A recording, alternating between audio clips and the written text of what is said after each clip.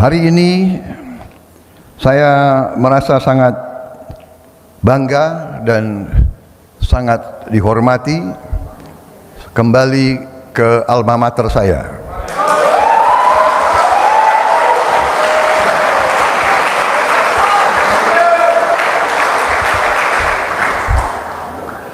Dan memang masih pantas saya pakai kuning-kuning ini. Jadi memang bagaimanapun Partai Golkar sangat besar rekam jejak dalam sejarah bangsa Indonesia. Partai Golkar ternyata telah melahirkan begitu banyak partai-partai besar lainnya. Ya. Kalau kita lihat dalam parlemen sekarang, ya, yang alumni Golkar itu ada jelas Partai Gerindra, ya kan? Tapi ada juga Nasdem, ya kan? Ada juga Partai Demokrat. Banyak sekali itu lulusan Golkar di situ, iya kan? Tentunya yang lain-lain juga banyak sekali. Jadi karena negara kita dan bangsa kita begitu besar yang kadang-kadang kita tidak merasakan, ya, kita tidak sadar betapa besar bangsa kita, bangsa yang menepati letak geografis sebesar Eropa, di mana Eropa itu memiliki sekarang 27 atau 28 negara, nation state, negara kebangsaan 28. Kita satu negara. Jadi mereka punya 28 parlemen. Mereka punya 28 kepala negara. Mereka punya 28 Mahkamah Agung, 28 tentara, 28 kepolisian, jadi saudara-saudara. Dan banyak negara mereka itu jumlah penduduknya 5 juta, 12 juta, 13 juta. Provinsi Jawa Barat saja 50 juta lebih.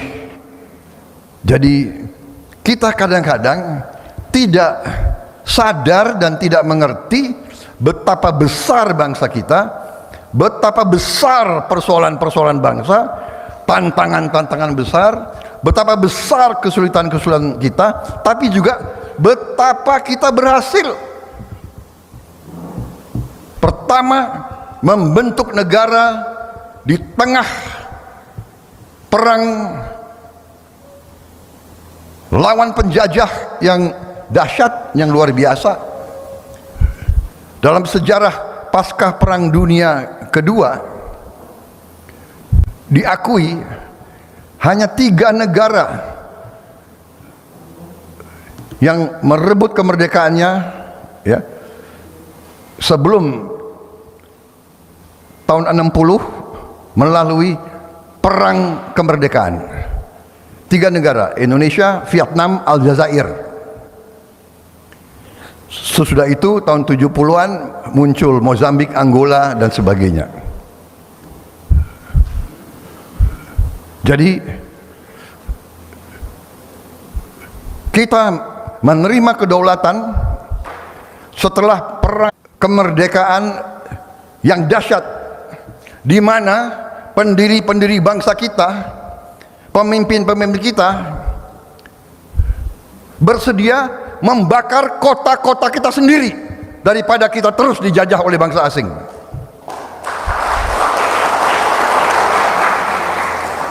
Kita, terutama anak-anak muda, kalian yang akan mengambil alih dari kita semua, jangan pernah lupa, bangsa ini didapatkan melalui perjuangan yang berat, pengorbanan yang besar.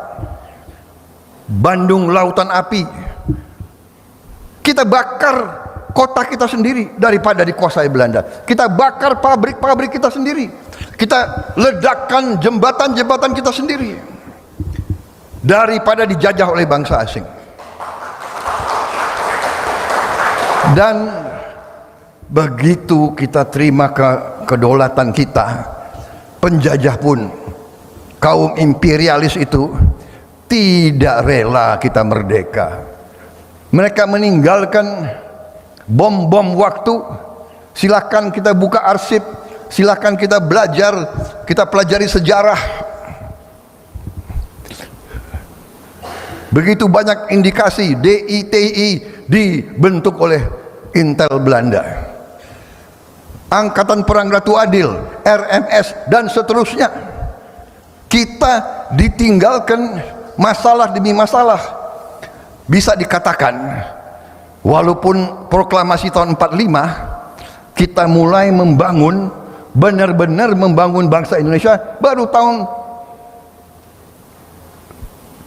71, tahun 869. Jadi saudara, 25 tahun pertama negara kita penuh dengan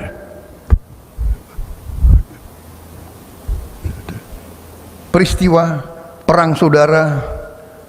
Selalu kita ricuh, rusuh, terus menerus. Saudara-saudara sekalian, saya dengan senior-seniormu, kawan-kawan lama saya, kita lahir dari kancah perang kemerdekaan. Jadi kita saksi sejarah, kita mengalami, saya mengalami waktu masih kecil, rumah saya diserang oleh masa-masa ya lawan ideologi. Masa PKI waktu itu nyerang di Kebayoran. Kita alami perpecahan demi perpecahan, ricuh. Anda lihat di situ ada G30S, ada OPM, ada Pereli Permesta, ada Malari, ada dan seterusnya.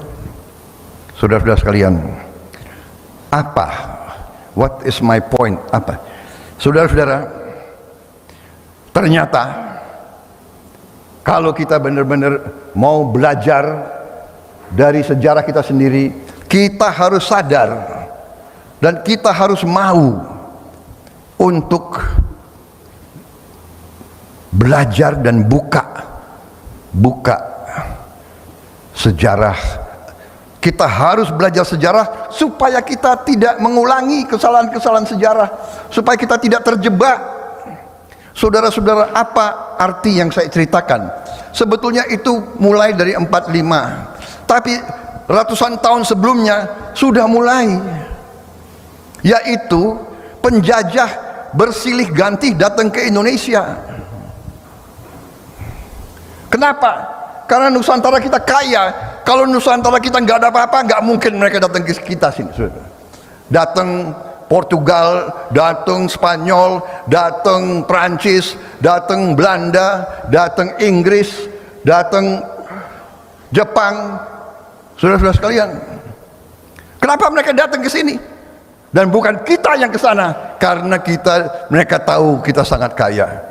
Saudara-saudara, ratusan tahun kemudian mereka bisa menguasai Nusantara yang besar ini. Kenapa? Karena mereka punya pendekatan politik divida et impera, pecah belah, adu domba. Saudara-saudara, adik-adikku, sebetulnya pantasnya anak-anakku, tapi biar saya juga tetap muda, adik-adikku.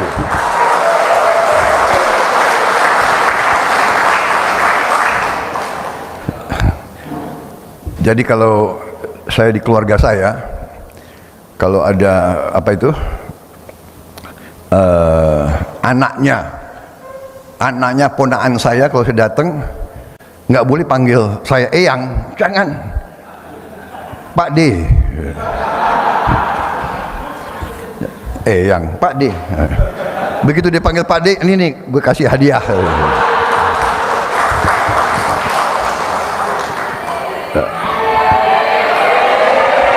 Enggak, kalau kalian jangan panggil saya Pak D. Panggil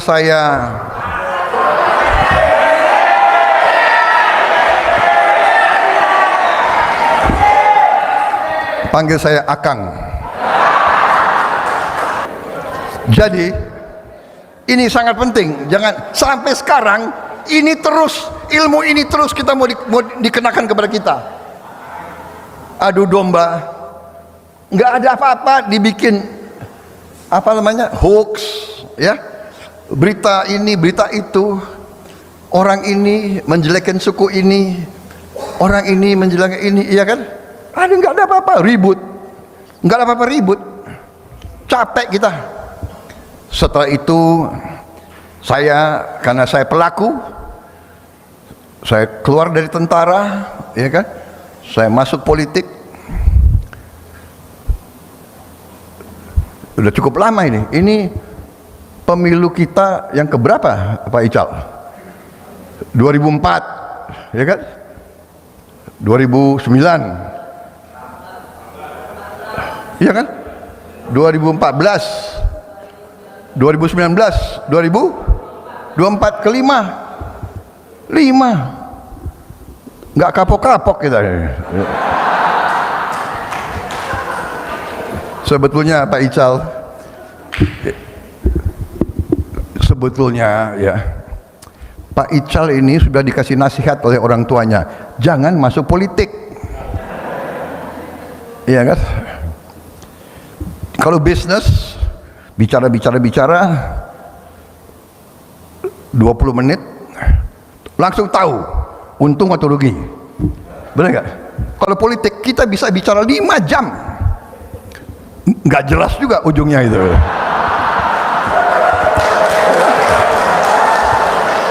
Kalau bicara 5 jam itu masih bagus, bisa ketemu 32 kali.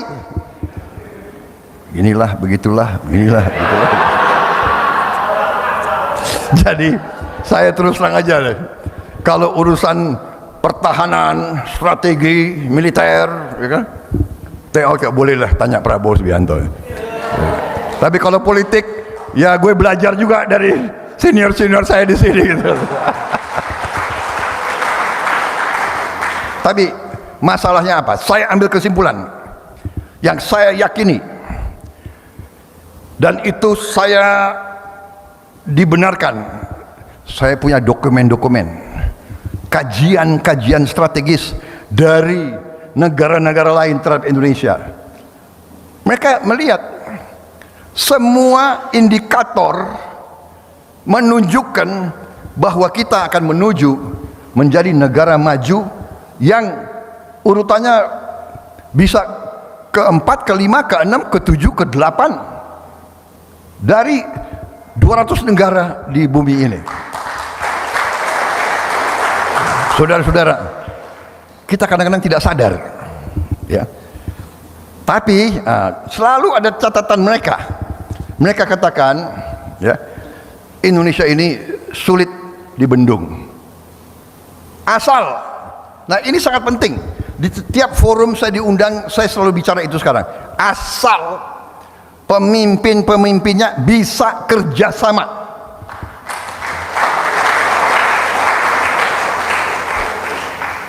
Asal elitnya bisa rukun, Indonesia pasti kita maju jadi negara hebat, saudara-saudara. Kita harus percaya dan kita harus menemukan identitas kita sendiri. Kita jangan terlalu kagum dengan bangsa-bangsa lain. Kita tidak boleh membenci bangsa lain, tidak boleh. Kita harus mau belajar dari siapapun, tapi jangan terlalu kagum. Ini ajaran nenek moyang kita, ojo gumunan, Ojo gumunan. Yang luar Jawa ngerti? Ojo gumunan. Gumunan itu terlalu kagum, terlalu takjub. Contoh ya, ini umpamanya, ini saya lihat dulu ada anak buah saya perwira Kopassus pertama kali ke Eropa, keluar dari pesawat di Frankfurt. Nah ini gumunannya gini, dia keluar dari itu masuk,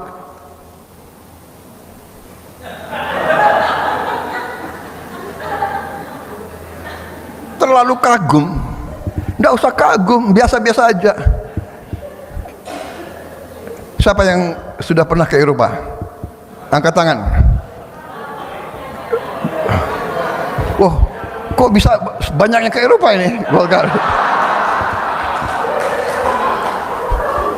Enggak. Yang belum ke Eropa angkat tangan. Wah, lebih banyak yang belum ke Eropa. Kalau nanti ke Eropa, saya titip sebagai anak Indonesia, jangan kelihatan terlalu kagum. Ya, biasa-biasa aja. Walaupun di dalamnya kagum, biasa-biasa aja. Dalam kagum ya, tapi jangan kasih lihat.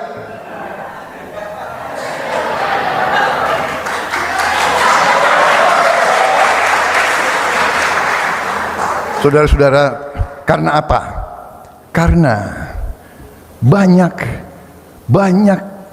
gedung-gedung yang begitu indah yang mereka bangun, itu ternyata hasil kekayaan yang mereka ambil dari kita, saudara-saudara. Tapi kita harus koreksi diri kita. Kita harus berani koreksi diri kita. Nah ini yang susah. Kita harus koreksi. Ya, diri kita harus kita koreksi semua. Jadi setelah kita makan apa itu?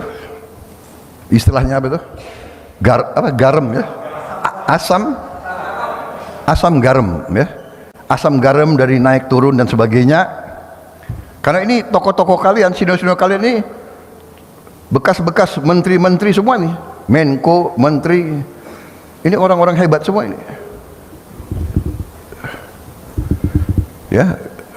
Mereka mengalami, sebelum mereka jadi tokoh politik, mereka pengusaha. Mari kita menemukan jati diri demokrasi kita, demokrasi Indonesia, demokrasi khas Indonesia, demokrasi penuh kekeluargaan, penuh persaudaraan, demokrasi bukan caci maki. Kalau kita caci maki, waduh, kalau kita ingat kesalahan-kesalahan dulu, dia pernah gituin aku, ya. Iya kan? Dulu waktu saya ikut konvensi Golkar,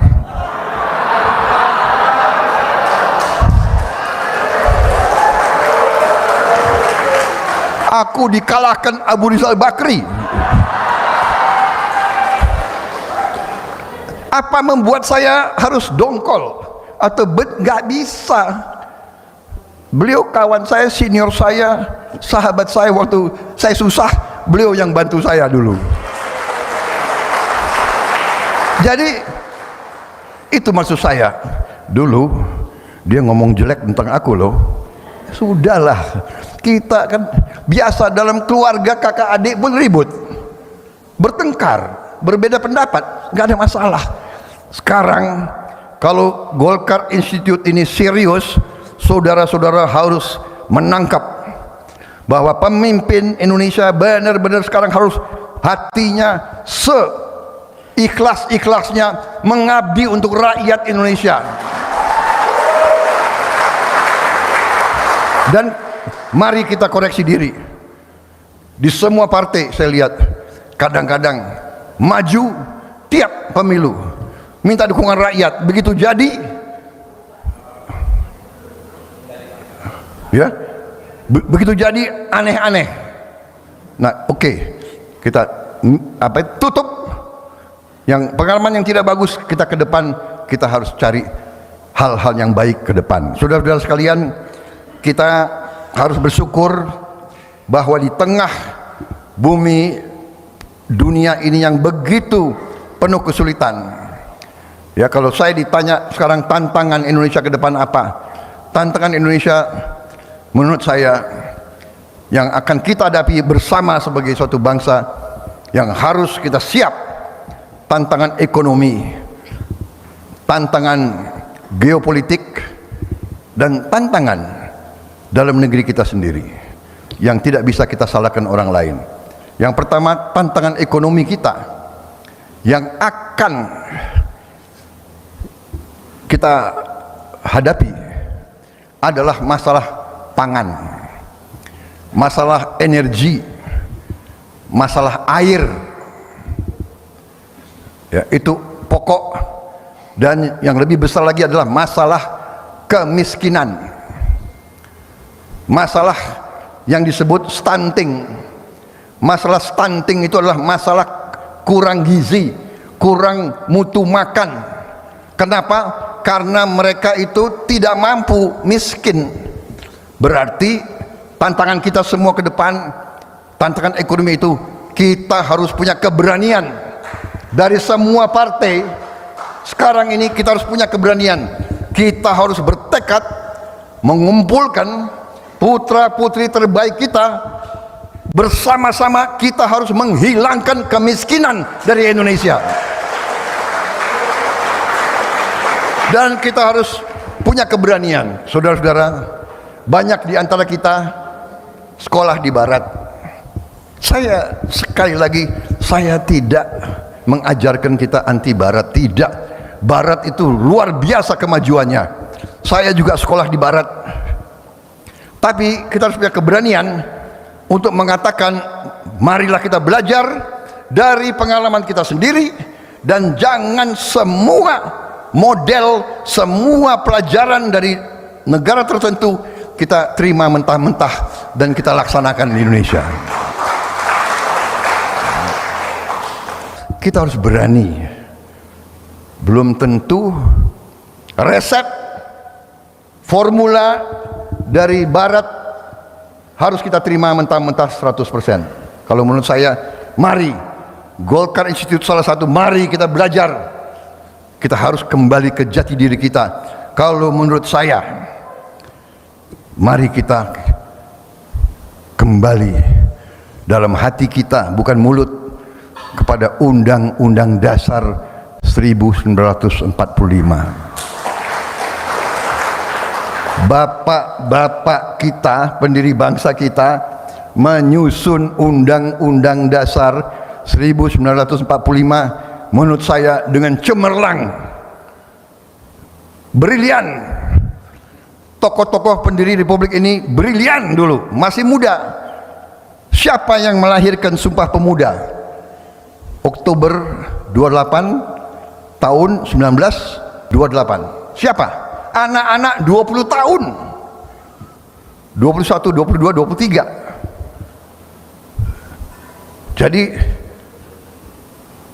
sekarang mereka bisa melahirkan suatu gagasan, satu nusa, satu bangsa, satu bahasa. Dan bahasa yang dipilih oleh pendiri bangsa kita bukan bahasa mayoritas.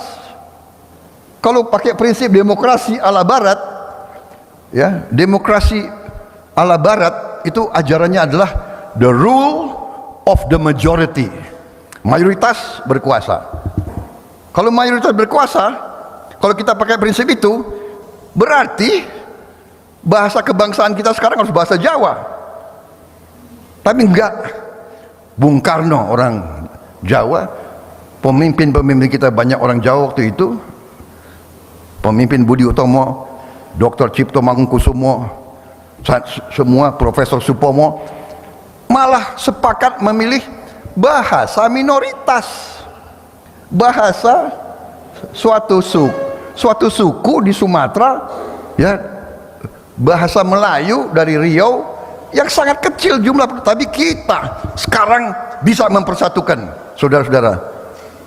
Kemudian Pancasila juga merupakan kompromi mayoritas di Indonesia, mayoritas yang agama Islam, tidak memaksakan agama Islam jadi agama negara, tidak memaksakan. Disitulah Indonesia seperti ini. Saudara-saudara sekalian, nah sekarang ekonomi kita, sistem ekonomi kita yang kita harus bertekad menjadi negara maju menuju Indonesia Emas. Karena saya diminta di sini membicarakan tentang Indonesia Emas. Tantangan menurut saya kita harus kembali ke Undang-Undang Dasar 45 di situ. Kalau di bidang ekonomi sangat jelas digambarkan oleh bapak-bapak kita. Pasal 33 Undang-Undang Dasar 1945. Perekonomian disusun sebagai usaha bersama berdasar atas azas kekeluargaan.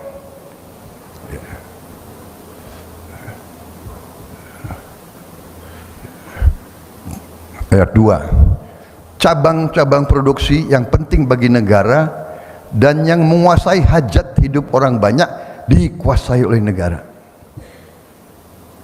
Yang ketiga, bumi dan air dan kekayaan alam yang terkandung di dalamnya dikuasai oleh negara, dipergunakan untuk sebesar-besar kemakmuran rakyat. Saudara-saudara sekalian, tidak ada masalah penafsiran. Ini bahasa sangat sederhana, tapi beranikah kita laksanakan? Nah, bagaimana tokoh-tokoh kita, pengusaha? Pak Ical pengusaha, saya pengusaha. Pengen jadi Panglima TNI nggak boleh, ya terpaksa karena pensiun nggak cukup jadi pengusaha kita, iya kan? Tuhan Maha Besar. Pensiun legend Anda tahu, nggak gue cerita deh, kasihan. Paulus, jangan cerita deh, nanti nggak ada yang mau. Tapi inti yang ingin saya sampaikan, kita jadi pengusaha, ya kita pengusaha Pancasila, pengusaha patriotik. Mungkin lebih banyak dari penghasilan kita lebih banyak keluar, Pak Ical, ya kan? Mendorong ini, mendukung ini, ya kan? Maksud saya, kita ini punya rasa tanggung jawab. Tapi kompas kita, azimut kita, pegangan kita, ya tadi pasal 33 itu. Kalau kita konsekuen dengan pasal 33, saudara-saudara, cepat kita akan bangkit, kita akan menuju.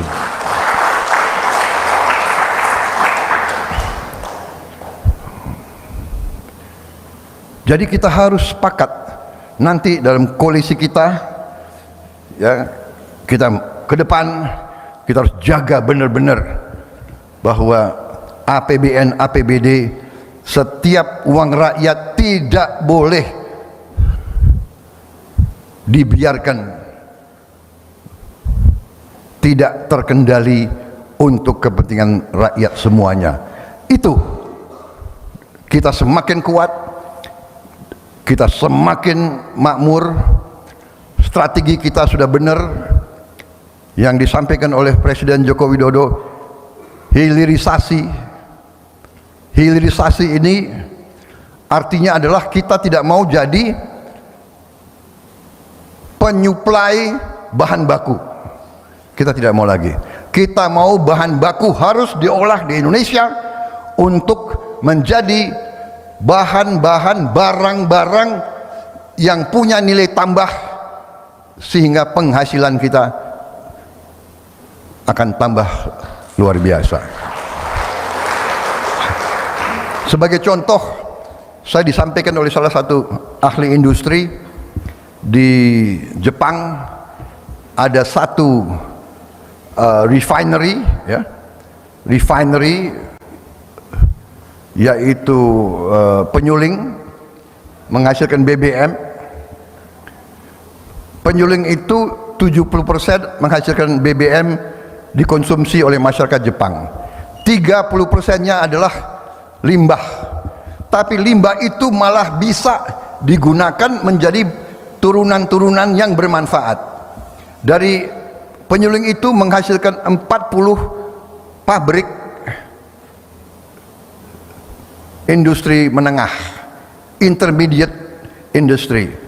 Dari 40 itu menghasilkan 60.000 pabrik hilir, 40.000 pabrik hilir dari satu refinery. Jadi apa artinya 40.000 kalau masing-masing pabrik hilir memperkaryakan 20 orang saja, itu berapa ratus ribu anak-anak kita bisa bekerja.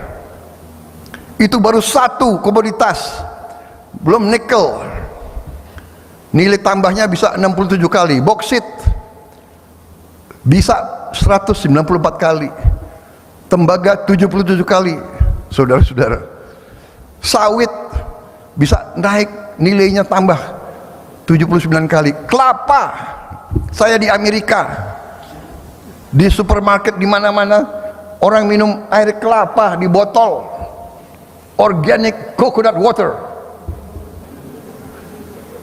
Saudara-saudara, buka di YouTube, mereka mengatakan turmeric tea adalah menghasilkan kesehatan yang luar biasa, anti kanker, anti ini, anti ini. Turmeric yaitu kunyit, habis itu dia bikin clove tea,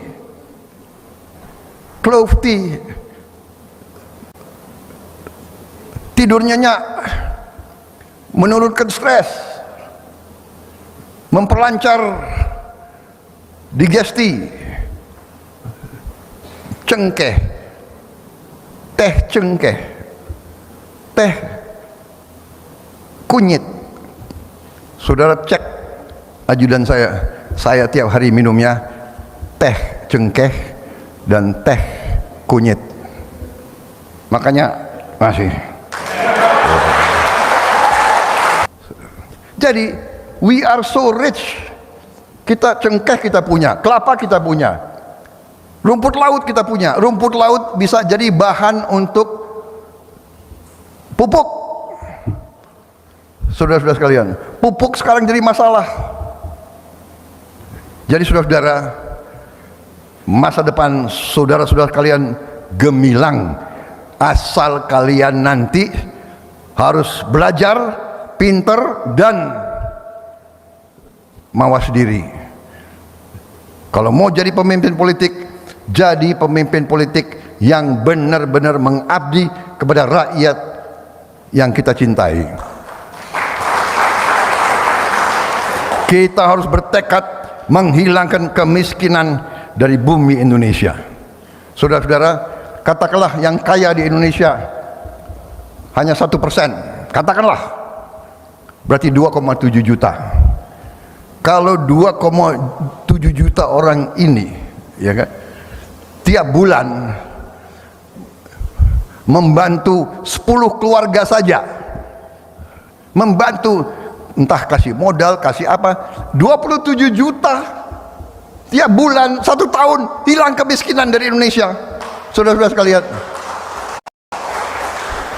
mau atau tidak, berani atau tidak, saudara-saudara, tidak boleh lagi kita membiarkan rakyat kita ada yang susah makan. Tidak boleh. Karena itu saya waktu bersama dengan tim dari Golkar, dari PAN dan koalisi dalam diskusi ekonomi kita tanggal 15 Agustus yang lalu, kita mencanangkan 10 fokus kebijakan.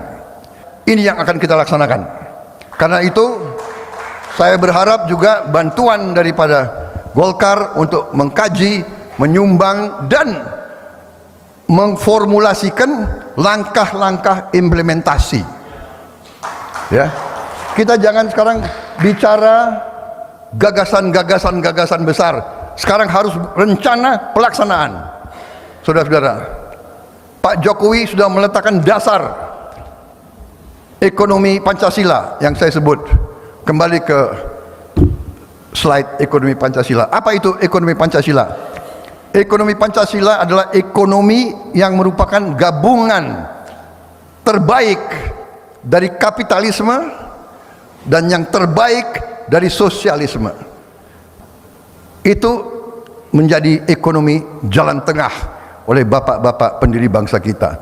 Ekonomi Pancasila adalah ekonomi jalan tengah, terbaik dari kapitalis, terbaik dari sosialis. Nggak bisa kapitalis murni, yang kaya tambah kaya, yang miskin ketinggalan. Sosialisme murni tidak bisa bekerja, ya kan?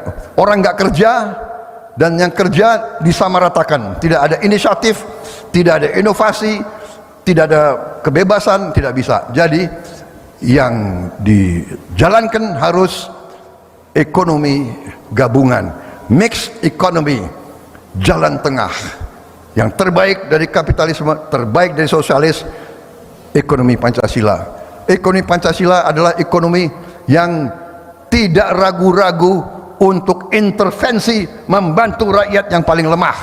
Saudara-saudara sekalian, kalau rakyat yang miskin diangkat dan dia menjadi dapat penghasilan yang bagus, artinya apa? Uang beredar di masyarakat, berarti mereka ingin beli, dia mau beli baju, beli sepatu, dia mau kirim anaknya sekolah, ekonomi kita bangkit, semua roda ekonomi berjalan. Saudara-saudara sekalian, saya kira kembali ke 10 fokus. Ini yang saya lempar, saya dibantu oleh beberapa pakar. Pakar-pakar saya sangat profesional. Profesor-profesor itu kalau dilihat, diperhatikan, hampir botak semua. Berarti mereka sangat pintar. Pak Burhanuddin coba buka kopiah kalau bisa. Jadi saudara-saudara, masalah pangan sudahlah, jangan main-main sama pangan. Kita bisa swasembada pangan, sangat mampu. Saudara-saudara sekalian, ternyata Indonesia punya 24 juta hektar rawa. Kalau dari 24 juta hektar rawa saja, 10 juta saja kita pakai untuk pangan sama energi, kita bisa jadi lumbung pangan dunia. Lumbung pangan dunia. Di rawa tidak ada masalah air, ya, tinggal bibit yang cocok, organisasinya bisa 3 kali panen.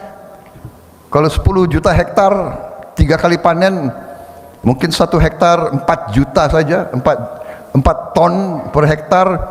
10 juta berarti 40 juta ton. Sekali panen. Kalau 3 kali panen, saudara-saudara, mungkin nggak usah 10 juta, 2 juta saja. Jadi ini butuh keberanian. Seperti pindah ibu kota, itu keberanian berpikir. Keberanian berpikir, ya kan? Saya kira demikian, saudara-saudara. Kembali ke fokus 10 fokus kebijakan. Kembali ke tadi slide 10 fokus, ya, ketahanan energi. Demikian juga, nggak usah takut, kita bisa dapat energi yang berkelanjutan dari bio, dari kelapa sawit, dari, ya kan, dari singkong, dari tebu. Gak usah khawatir, saudara-saudara. Kita nanti yang mungkin bisa jadi contoh green economy, bersih, tidak usah ada polusi lagi di Indonesia. Ketahanan air, kita nggak boleh underestimate masalah air. Kita harus lebih pandai untuk mengurus air dan mengelola air.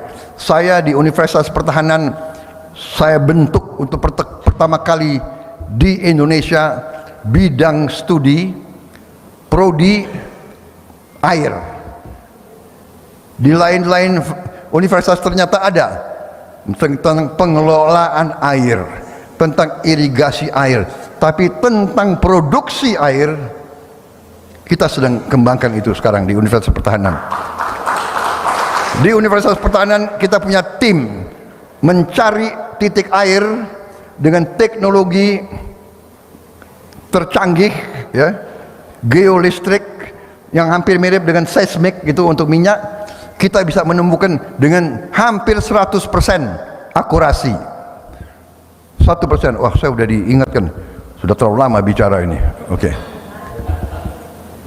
Pengentasan kemiskinan antara lain, kita harus berani memberi makan siang untuk semua anak-anak Indonesia di semua sekolah Indonesia.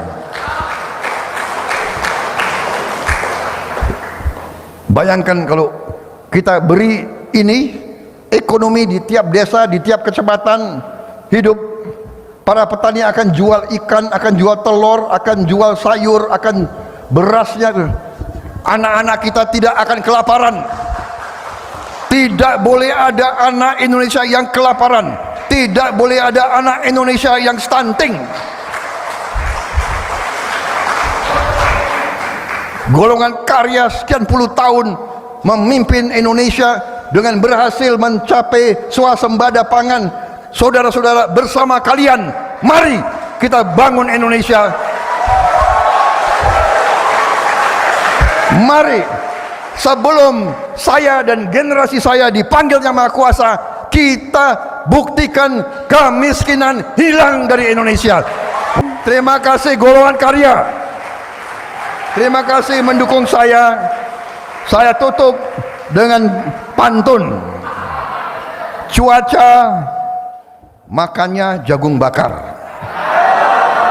rasanya enak, belinya di Cakung. Hormat saya untuk keluarga besar Golkar. Terima kasih, 1000 terima kasih. Saya sudah didukung.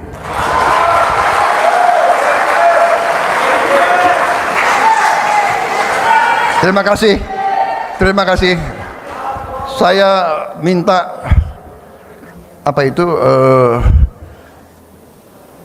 untuk mengenang nostalgia saya di Golkar, saya minta kalian nyanyi Mars Golkar.